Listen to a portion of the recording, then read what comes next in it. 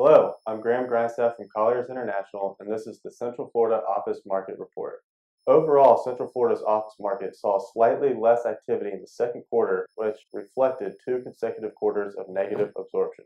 Regardless of the numbers reported, the market is heading in the right direction. During the second quarter, existing tenants were expanding as a result of improving economic factors that support business growth.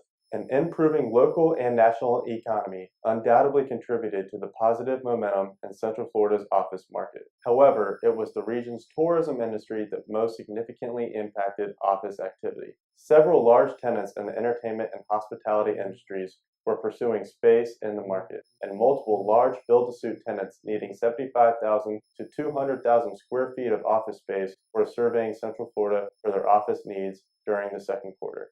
Walt Disney Company purchased Celebration Place, a 160,000 plus square foot office building from Inland Real Estate Corporation for $25.7 million.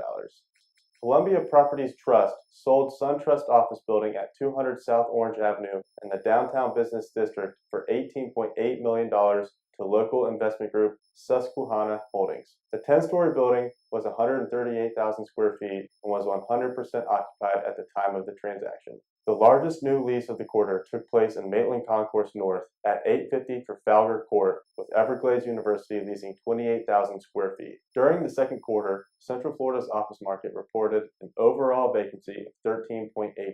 The flight to quality remained in effect, especially in the suburbs, because rental rates for Class A product have not increased fast enough to create enough disparity between Class A and Class B buildings.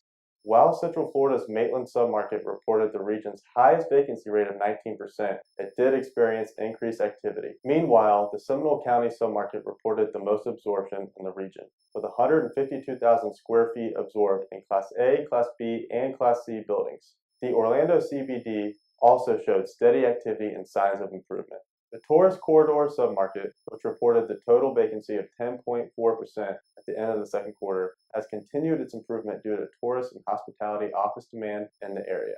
The MSA's overall average asking rental rate was reported at $21.59 per square foot, with downtown Orlando submarket continuing to command the region's highest overall asking rate at $22.06 per square foot. In downtown Orlando, most landlords pushed rental rates higher for both Class A and Class B properties during the second quarter. Some landlords were able to command these increases because they made capital improvements to their properties, while others were able to ride the wave of rising rental rates in Orlando CBD driven by high levels of occupancy. Investor demand in Central Florida remained strong in the second quarter for all office types and products, ranging from value-add properties to stabilized assets. Interest rates and capitalization rates in Central Florida's office sales market saw no significant movement from the first quarter to the second quarter. There were 2 significant sales transactions that closed. The first being One Orlando Center located at 800 North Magnolia Avenue. The property traded as a recapitalization transaction where Parkway Properties purchased the tower from Eola Capital for $78.4 million